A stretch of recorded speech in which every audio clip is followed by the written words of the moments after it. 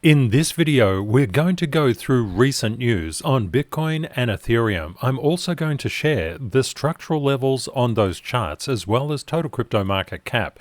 But we're also going to do something really beautiful. We're going to talk about how to grow in strength as a trader and investor.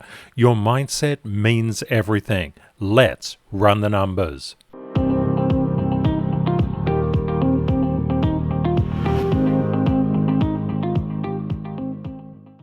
Hi everyone, I'm Ken from Crypto Trading KS. Thanks so much for tuning in. Kate and I are so grateful that we're sharing this time together. If you like this kind of content, please smash that like button and don't forget to subscribe. In trading and in life, everything you ever wanted is on the other side of fear. Very wise words. Now, let's look in to the latest news, structural levels, and then let's get our trading and investing mindset on the right path. Happy Father's Day, CTKS Global family. In Bitcoin news today, the Australian Securities Exchange approves its first spot Bitcoin ETF. Deutsche Telekom announces Bitcoin mining plans at BTC Prague. For Bitcoin, there's some important structural levels that you need to keep your eyes on. For example, we've seen Bitcoin come up to test this 66,117 level of structural resistance. So far, it's had a little bit of trouble converting it to support, but if it manages to do so, the next thing to look at is the 66,846 level. Any continued movement above 67,000 is a really good movement and would confirm a bullish stance.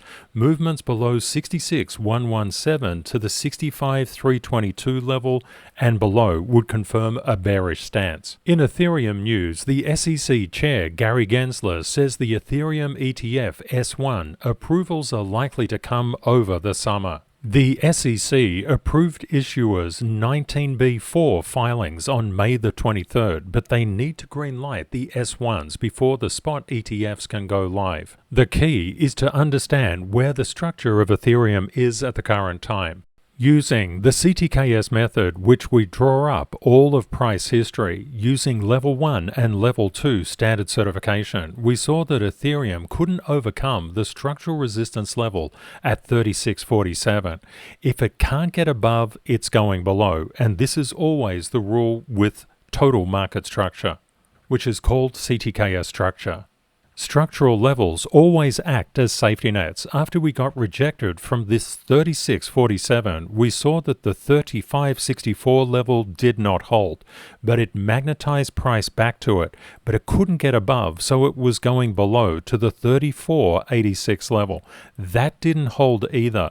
These safety nets, as we get more and more of them, they will hold price more firmly. You can think of them like trampolines. As price comes down, or safety nets, it needs more and more safety nets to rebound the price up. Now, where does it rebound up to? You got it, structural resistance levels. We can see we're now playing with the 3564 structural level. A continued movement and retest above 3564 would put the 3647 level in play. But if we continue to see weakness, we would expect the first area where support would hold would be 3486, and we've got structural support levels below that as well. It's vital to keep your eyes on total crypto market cap and also to mark up all of price history with the standards-based approach. You can see this $2.39 trillion structural resistance level couldn't be overcome. That means if it's not going up, it's coming back. And it tried to consolidate at the 2.38 trillion, but because of the strength in the DXY, we got a big reversal, but our safety nets captured price and rebounded it to structural levels. This is why it's so incredibly important to know where the structure is, especially as the markets grow weaker. To confirm bullish momentum, we need to confirm this 2.372 trillion as support and move upwards. If we get negative market sentiment and negative price movement, the first level of structural support is at the $2.328 trillion mark, and then underneath at 2.311. These are the most statistically significant structural levels in existence. And you can learn all about the standards, how to draw them up at ctksmethod.org. It's vitally important to keep your eyes on structure because as markets weaken, they will find support at structural levels. And one thing that we know about Bitcoin, no alt, for example, Ethereum, Binance Coin, Solana, Doge, XRP, ADA, or Litecoin, they cannot escape Bitcoin's gravity. If Bitcoin is coming down, guess what's happening to Ethereum? It's going to come down too. What about BNB? Yes, sirree. What about Solana? It's going to come down. All of them will come down. What we're looking for specifically are signs of divergence, and we're getting a couple of those just shining through now. One is in Ethereum, and because of the spot ETFs, that makes a lot of sense. And another one is in XRP at the current time. We're starting to see a bit of basing action on Litecoin. The reason that we look at the alts, if they're starting to diverge, the alts feel it first. In terms of the negative side, the alts always sell down far, far more than Bitcoin. You can see that specifically on Doge. Doge took a really big dive as it was coming down, but that was caused by Bitcoin and not Doge. Therefore, when things turn around on the individual alts, that's what we want to take very careful and notice that attention is coming back into the market. Please let me know in the comments, what do you think is going to happen for the next 24 hours? Do you think we're going to start to recover here, or do you think we're going to make another leg down? As it's the weekend, it's important to get our mindset correct, especially as the markets have been coming down for a few days. Life isn't about what we get, it's about who we become as people. When we focus as a community on positive excellence, which is the key to sustainable fulfillment, meaning, happiness, and success. Every day becomes a better day. We focus on inner and outer peace. Now, as a hardcore trader and investor, you might be saying right now, Ken, what the heck has this got to do with anything? I'm just in it for the money. If you're just in it for the money, you're going to lose money. However, if you're in it to create positive excellence in your life, the money will follow. It's just like everything in life. If you want to become a doctor for the money, well, hey, you might get some money, but you're going to feel empty inside. If you do anything for the money, it's going to be hollow and valueless eventually. This is why, as professional investors and traders, we focus first on inner peace and outer peace. We must learn from the market and adjust to what happens. This is more easily said than done. That's why it's very important to be kind to yourself, and in the process of being kind to yourself, finding the gratitude, you're in the greatest market in the world. You're literally self-employed. You have no stock except for your money. You don't deliver anything to customers except for your knowledge and emotional control in order, as a trader or investor, to make money from the markets. Also, something very important to understand, the money is not a zero-sum game. People are in the market for millions and millions of different reasons. Having an understanding that the markets just pull money together from so many sources, you're not competing with anyone else. Say, what, Ken? Everybody tells me, it's a gladiatorial match where you've got to kill the opposition. Well, that may apply in school sports, but it doesn't apply inside financial markets. The competitive mindset is always born from scarcity. Scarcity has to do with panic and blame.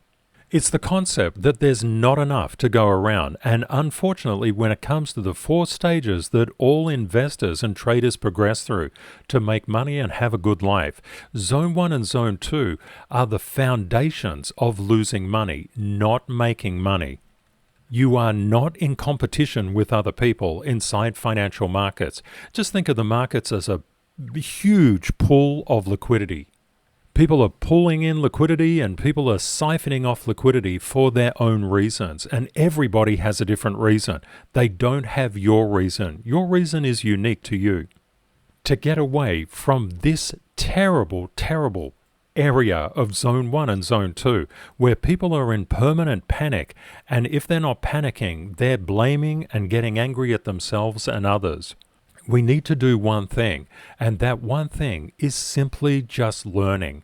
The market pays you when you know the market's rules, and when you don't know the market's rules, you pay for tuition. It's that simple. Nobody else is taking your money, and nobody else is giving you money. The market is the gatekeeper. The market is literally like a bouncer at a nightclub door. If you've got the right pass, you get in. If you don't, you don't.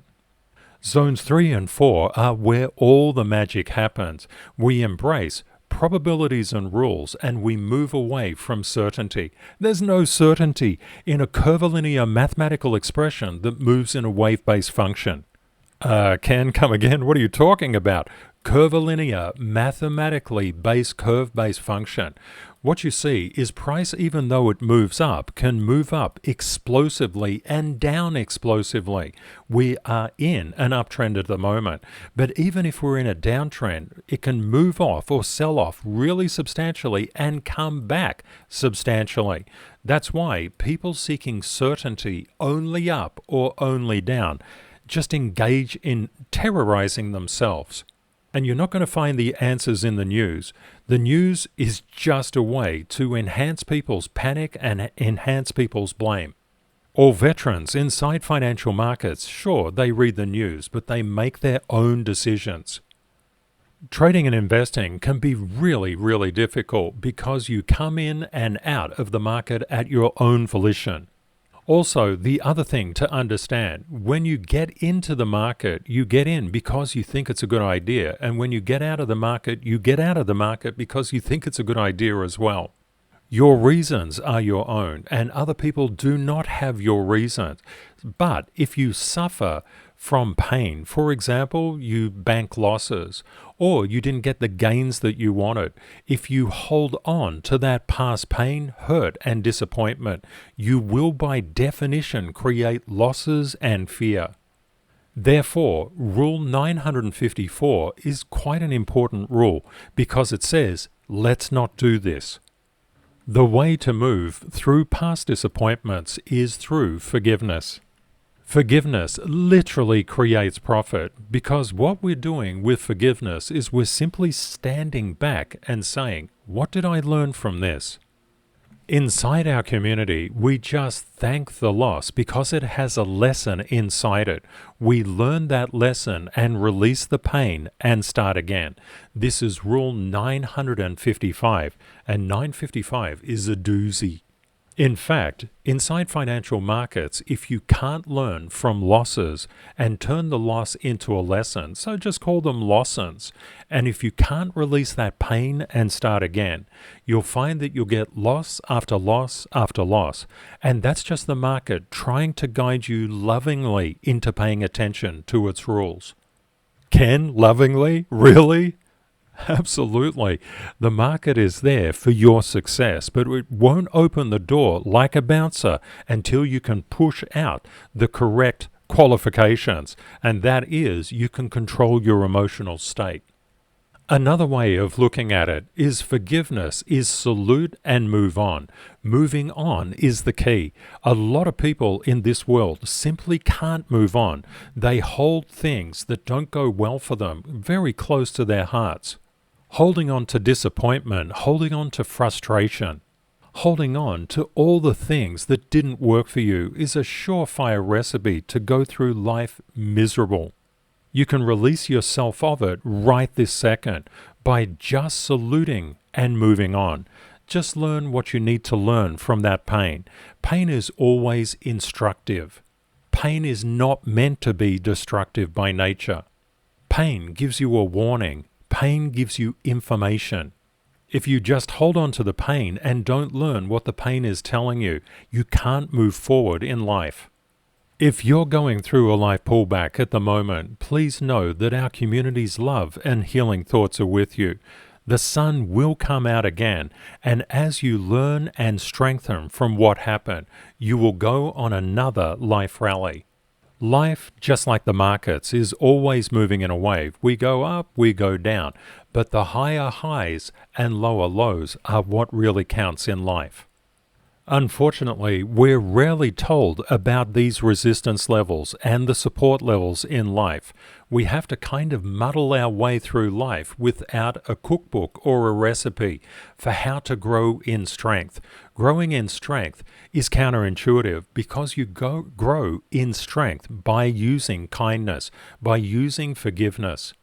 Inside Zone 1 and Zone 2, kindness and forgiveness are viewed as huge weaknesses. Remember, only the strong can be kind and only the strong can forgive. That's where you want to be. You want to be as strong as you possibly can. This is exactly why a positive excellence life trend is all about growing in strength. As you get a new lesson, as you get something new to just set you up for the next life rally, it's going to hurt. But that's okay because the sun will come out again and you're going to grow in strength and wisdom and kindness, empathy and care. A lot of people say, Ken, I can't do that. I can't be kind. No one was ever kind to me. I can't care about people. Nobody ever cared for me. I like to think about it this way. Every single person leads a difficult life. Everyone. You're going through challenges and difficulties, but other people have it worse and some others have it better. Some people look at your difficulties and say, I wish I had your problems, because they're so much less than mine. One of the best ways to find forgiveness in life is just to be grateful. If you can show gratitude each and every day for what you do have, and what you have is immense in comparison with others. If you keep on focusing, giving out kindness and giving out empathy and love, that's a beautiful thing to do, and you will become a contributor to this world in a positive way. You have the choice each and every day. You can give what you never got, or you can just perpetuate what the pain brought to you and you've never let go. Who would have thought that trading and investing can be life-changing? That's why we cannot focus on the money, because the money, you're always going to get losses. The markets just move up and down between structural levels.